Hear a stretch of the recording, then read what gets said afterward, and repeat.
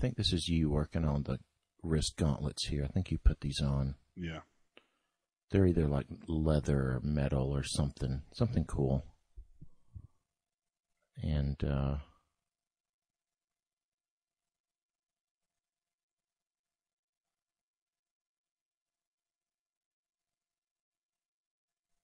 skull adds a whole element of 3D sticking out of his abdomen. It just brings the piece further in front of him.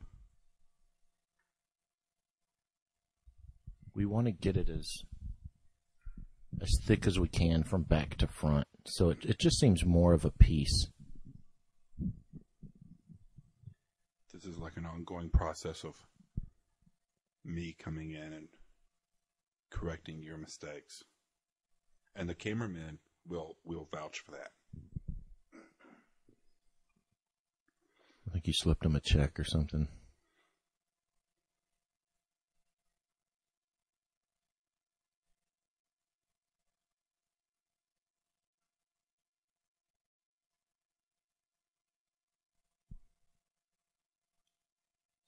It's kind of good that you can see some of the stuff in the background.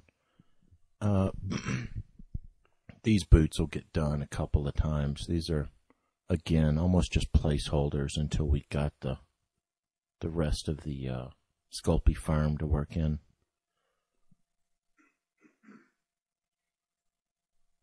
I don't think we knew that at this point. I think That's right. we were just going with what we had.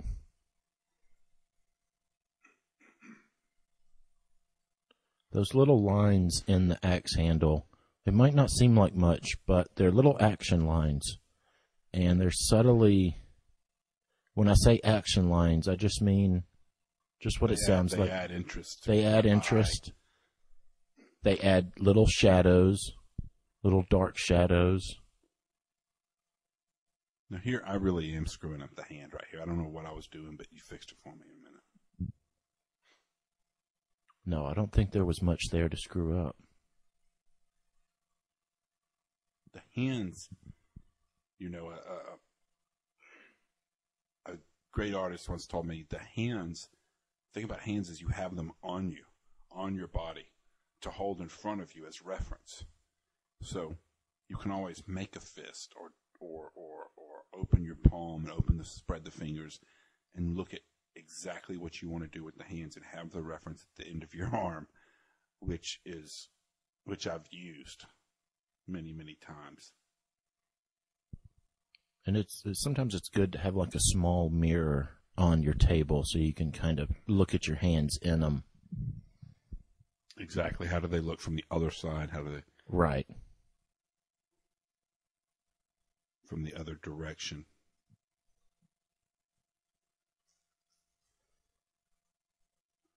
The skull is, well, it's hurting a little at this point, but it gets better. We hope. Yeah. The teeth here, just a little chance for more detail. And then again, that's even a small example of creating a pattern and then breaking it. If he's got 5 or 6 teeth up there and then he's missing one of them, it's just a little bit more interesting. I'm not sure if we were making this a human skull or an animal skull. I think it kind of ended up somewhere in between.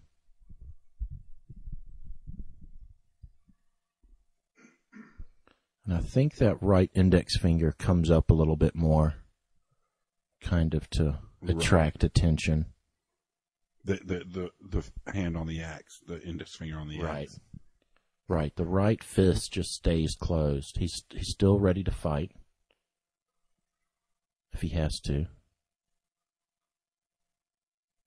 You know, in old classical sculptures, there'll always be, even like the Lincoln Memorial, there's like so much, and the hand is open to show this, and the other hand is closed to show that. Right. And we try to steal on that a little bit every once in a while. You know, you have one hand open, one hand closed. Everything represents something. Right, exactly.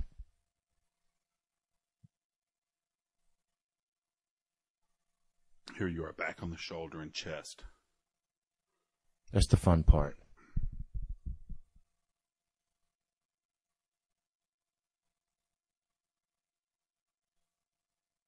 Applying a little more Vaseline with this paintbrush. Allowing the fresh Sculpey to stick. And Jared loves this area as well, the sternum area, the bottom of the chest. The chest was looking flat at one point, and I wanted you to make it more beefy, 3D, more bulbous, more round. Oh, you did. You had a lot to say about the chest. I certainly did. I had a lot to say about everything while you were working.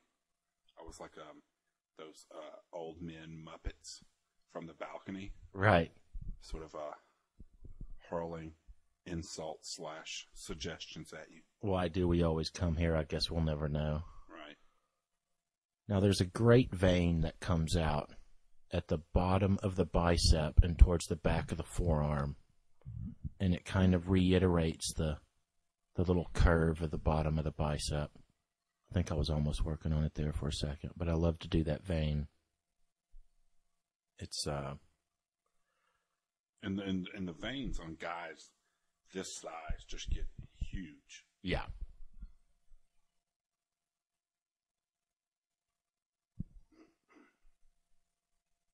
And again, if we haven't talked about it already, the veins are just a fractal pattern. You know, not to go all mathematical, but fractals and the patterns of like a tree or lightning or a river or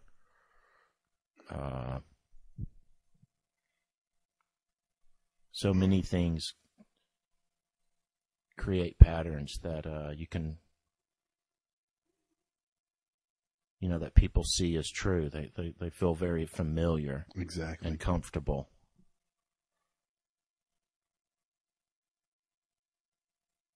And even stuff like armor or something. Yeah, I'm feeling this head lean now from that angle right there. The lean of the head is looking sweet. And that's one of my favorite things to do is once it starts coming along is to tilt the head maybe to the left, maybe to the right, maybe back, maybe down, but just to play with it and see where, hey, what looks cool? Hopefully. I mean, that's.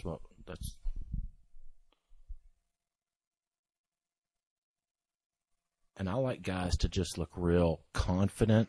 They're angry, but they're confident. They're not scared of you.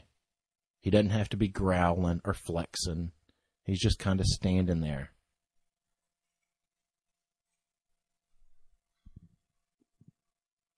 It's a pose we talk about. It's sort of a subtle thing. When we started out our careers, I think we did more dynamic, sort of outrageous poses. And we're down with it. And we're still liable to pull one of those out of the hat. But as we've moved along, I think they've gotten more subtle, more nuanced. And we see a lot of that in the work of these Japanese sculptors we've talked about. Takeya, a character he sculpts may just be standing there, it seems, but it has the sculpt seems to have some coiled up energy inside it. That's so true. So it's not non-dynamic. It's dynamic.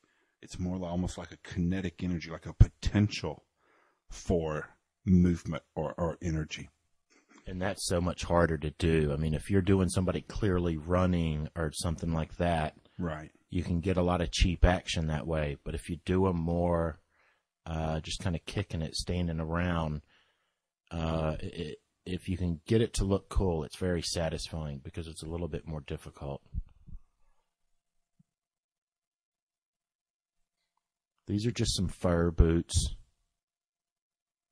And, you know, on this base, what we're going to end up doing is adding clay, making the rocky base, the mountain where he's on the ledge or whatever, just filling it out right around this wooden base. And that becomes the base of our sculpture. In other words, the part of the sculpture that's not the figure. It's the rocky outcropping that he's standing on. But there are other, you don't have to make the base around this, like this wooden craft base we have. I mean, a lot of times we would clip those legs off. Jared, talk about right. the other, you could clip those legs off, sculpt a whole nother base, a whole nother, rocky base, and you could sink the two legs into it. Right, and what would be great is if you clipped him off about half an inch below where his feet are. That way you'd have some wires coming out of his feet, and you could fashion those into the pegs that would fit into some holes on the base, kind of a male-female exactly situation. And as long as, if you have something that has two legs, the pegs can be round, because once it goes in, it's not going to move. But if it's something that's just like an axe or a single wing or a single arm, or perhaps he's running on just one leg, you would want that that male-female thing to be square, because then it won't rotate at all. If you're doing an action figure, you might want it to rotate, but mostly what we do is collectible statues. So a square or a rectangle peg will keep it, obviously, from rotating or moving at all. Right. So like when the two pieces, let's say it's the shoulder and the arm, get to someone else, be it the mold maker or a model builder or what have you, if it's round, that arm, they could put it at any angle they want, sort of. If it's square, obviously, you're dictating exactly where the arm goes and how it relates to the rest of the body. You want to keep it really simple and obvious. You almost want to, imagine, could your grandmother put it together? You know what I mean? You don't want to leave it to be where, hey, it could go into 4 different poses. And we've done that. I mean, this is a mistake we know intimately. As most things with sculpting are, it's almost just a series of mistakes. Exactly. That's what I'm constantly just putting 8 or 9 out of 10 pieces I put on, I take right back off because they don't look right.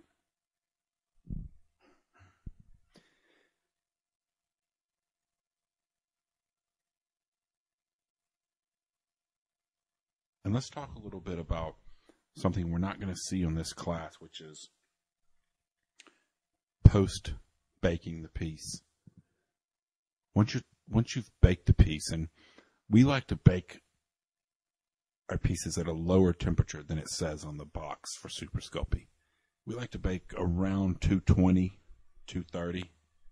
Right. The box is going to say about 2. I think it says 275, and that's really too high for us. That's mostly for, they're imagining that people are going to be making small bits of jewelry or something. And, that's good for jewelry because it makes it incredibly dense and tougher. But what we're doing is a little bit more sensitive. We don't want to take any chance at all on burning the piece. We want to leave it in at a lower temperature for a longer time because we've spent 100, 200, 300, 400 hours on it. So you don't want to take any chance at all that some part of the sculpt was too close to one of the irons in the oven. And, you can destroy it quick. Yeah, you really can. And so we like to go with that low temperature. With them, the key here is when you're through baking for however long, a couple hours, however long you do it, you turn it off and you don't touch the piece. Don't pull it out of the oven. Leave it in the oven. This stuff cures and hardens sort of as it's cooling down. The crystals are setting, right? So you don't want to even reach in there and mess with the rack or poke it with a tool. You just turn the oven off. Oh, it's so tempting to reach in there and touch it and see if it's still warm and stuff. But you don't turn the oven it. off and leave it for as long as you can, like 6 hours. If you can, leave it overnight. And then after that time, pull it out. And then we go to our sanding phase. And we use, we do a lot of wet sanding. Yeah, you want to have as much water on hand as possible. If I'm going to really sand the whole piece, I will get the whole piece and just stick it under the faucet for a second. Let water get into every crevice and everywhere.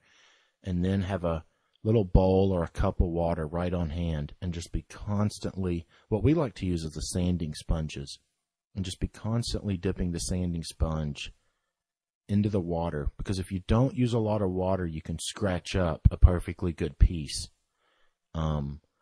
But get the fine or the very fine. If you go to most hobby stores or art supply stores, they'll have the great sanding sponges. Even in some hardware stores, you can find them. And it's good to get maybe 2 grades,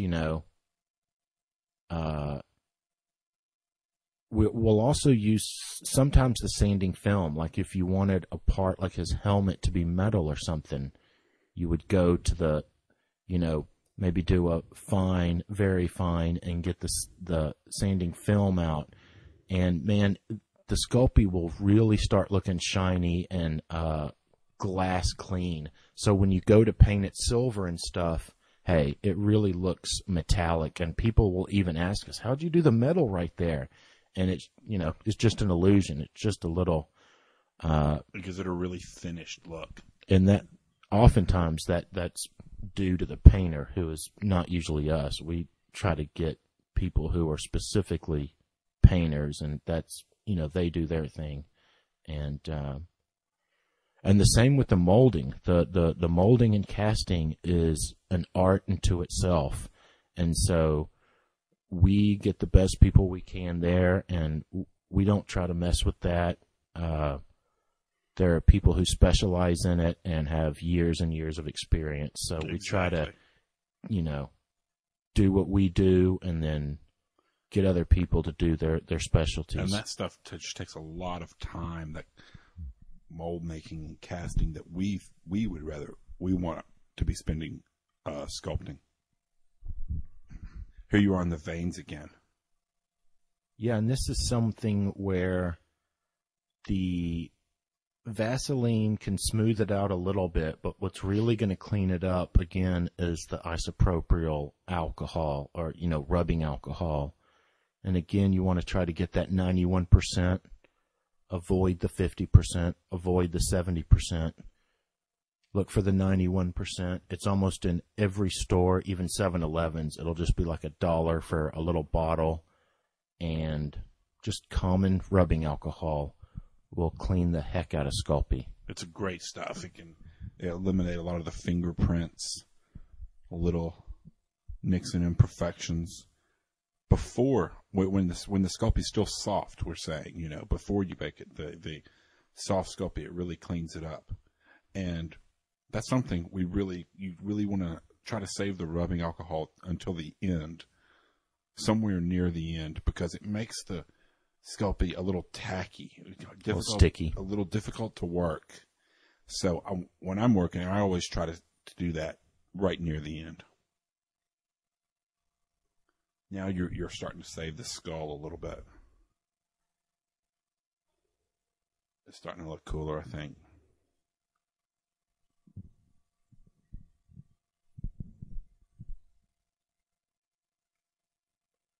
And that belt is just a good opportunity to have a different plane on the top of the belt. Like the front of the belt is a plane, and then the top of the belt, even though it's thin, is a whole nother plane. And so that catches the eye. On all these muscles, we constantly like to take a small piece Jared, and put it right on the tip. Right. Then blend it in, and it just raises it all. Over and over. It raises that muscle up. More 3D. None of this is flat stuff, these arms, these muscles. Pop it out as much as you can. Make it rounder. My big shiny head keeps coming into view. It is a problem. They should have photoshopped that or something. Makeup.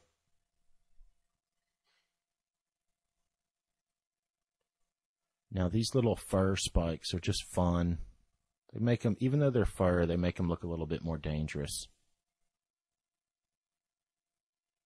And again, fractals and action lines. That's what I'm looking for.